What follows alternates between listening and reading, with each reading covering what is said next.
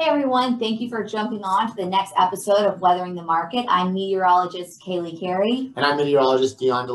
And we have a very special guest joining us today. We have our chief meteorologist here on the podcast with us, Larry Heitkemper. Hi, Larry. Hello, hello. How are you doing on this lovely Cinco de Mayo? I'm doing fine. We got some rain where I'm located today, but other than that, I'm doing fine. Ooh, excellent. That leads us right into our next topic.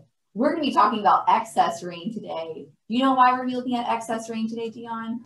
My guess is because we're doing a lot of planting across the United States over the next couple of weeks and leading into the summer growing season. So it's pretty important. Yes, rain is important. But today we're really going to be focusing on the Madden Julian Oscillation. Say that 3 times fast. Does anyone know a simple way to explain the Madden Julian Oscillation? It's that dance that Michael Jackson does, right? Yes. Sounds good, Emily. No, basically, think of it as a bicycle kind of going around the equator. One side is picking up water, the other side is dumping it down. It's basically this disturbance that kind of goes around the globe in it takes anywhere from 30 to 60 days to make its way around. But the beautiful thing about it is that we can forecast it, and a lot of times it affects what's happening right here in North America, right? Very true. Very true. And oftentimes we can see a lot, well, I guess let's not get too far ahead of ourselves. Let's start with that. Go right ahead. Okay, so something that's really interesting is that the Pacific North American Oscillation, it was forecasted to go positive for a little bit back in April, and then the model started picking back up on it again. So you're like, well, what does that mean? Well, what it means is that when the PNA goes positive, it shows that the MJO is having a very influential, I guess you could say, it's influencing the weather patterns. So when we saw that PNA go positive, it was a red flag. MJO is in control. And then when that happened, something else interesting happened this week. The Euro weeklies, when they came out earlier, it started showing colder air moving down. And you know what that coincides with? The current phases of the MJO and the forecasted phases of MJO. So there's 8 different phases. 1, 2, 3, well, I was about to list out 1, 2, 3, 4, 5, 6, 7, 8. Everyone can count, but phases 1 through 4, they really implied cooler air starting to dip down into North America. And the models really started picking up on that this week. But what we're looking at as we move forward is this cooler air, it's coming in, but not all the way through Texas, not all the way through Louisiana. We're seeing this cold air kind of stop in Oklahoma, Arkansas, just kind of right across that Kentucky line. So when we have that cooler air coming down from the north and that warmer air up from the south, what does that tend to imply? Well, we're going to start to see a lot more convection in those areas. And a lot of this, of course, things get a little bit more complicated once we start introducing the current stages of the INSO. Of course, as we've mentioned several times on this podcast, the INSO is forecast to remain fairly in the weak La Nina phase, or maybe even more kind of into the neutral phase. And because of this, what we start to see is more of a destructive kind of interference, what they refer to as destructive interference between both the MJO and the INSO. So while the La Nina typically hints towards a little bit of a drier across the southeast and parts of the Mississippi Valley, because it's weak, it gets overpowered by the MJO phase, which is what we're expecting to be mostly in control in the next couple of weeks, thus bringing above average precipitation to those regions. So everything's beginning to really line up for wet and cooler weather everywhere from the Mississippi Valley across the southeast and even portions of the Ohio and the Northeast. And Larry, what implications would that have on the market when we're seeing this excess rain making its way through Ohio River Valley, Mississippi Valley, and the Delta?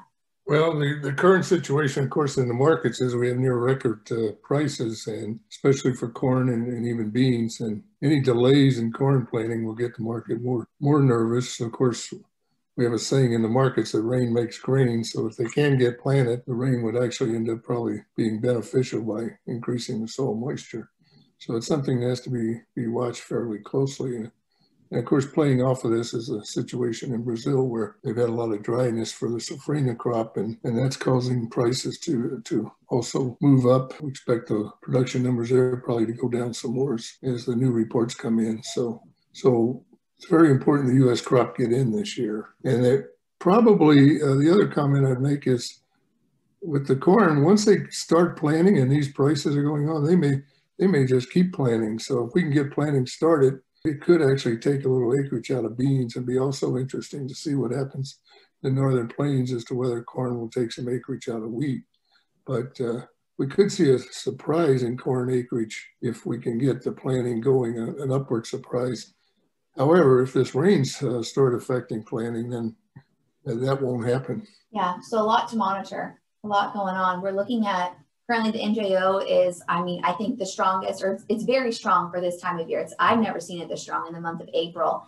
And a lot of times that indicates that the MJO is the driving force moving forward. So in forecasting currently, I'm leaning on that a lot. And especially with the Euros correcting the bias with the latest weekly runs, I think that a lot of rain is something that we are going to be dealing with. And something else to monitor would be excess soil moisture potentially in the Ohio River Valley. So I'm thinking eastern portion of the Corn Belt, it's, they're seeing a lot of rain. But Larry, do you think there's going to be too much? Is this too much rain for them? Is this slowing things down? Or are they still sitting okay, you think? I think they're okay right now. With this rainfall, one thing we have to remember in the U.S. with our mechanization, we can plant very quickly. There's stories that they can plant the state of Iowa in 10 days, which of course is our biggest corn producing state. So we can plant very quickly if we get a window. And so all we need is a dry window in between rain events to get the crop in, which, most years that happens. Not sure this year if that's going to play out or not. But the other thing is the further south you'll go, of course, the longer you got to get the corn in. So it's more important in the northern areas to have real seasonable and less rain during planting season. And Dion, I also know you've been following this really closely. What's going on in the Western Corn Belt, and what problems could that bring into the picture? Well, what we're really seeing is, especially for western parts of the Corn Belt, is just excess dryness. We're already beginning to see portions of Iowa becoming drier already as the enso pattern and everything begins to just really set in place as we gear up over the bulk of the planting and growing season. So we could continue to see excess dryness from the northern plains, portions of the western Midwest, I guess all the way down across the southern plains as well, and then and farther on to the western parts of the country. So that'll just continue to worsen the situation for them. All right, that's all we have for you guys today. Is there anything else anybody wants to add?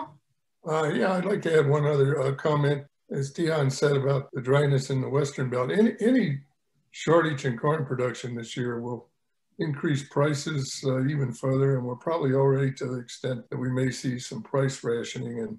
And underlying all this is this is going to put inflationary pressures on food prices. Interesting. So food's going to get more expensive. That's right. Be ready for it. I've seen a few articles saying that, though, to be expecting that later this year. Secret. It's already starting. And yeah. Good deal, everyone. Thanks for joining us on this week's episode of Weathering the Market. Thank you, Larry, for sitting in with us. We loved having you. I hope everyone has a wonderful Wednesday. And a great Cinco de Mayo. Go enjoy it. Go enjoy the rest of your day.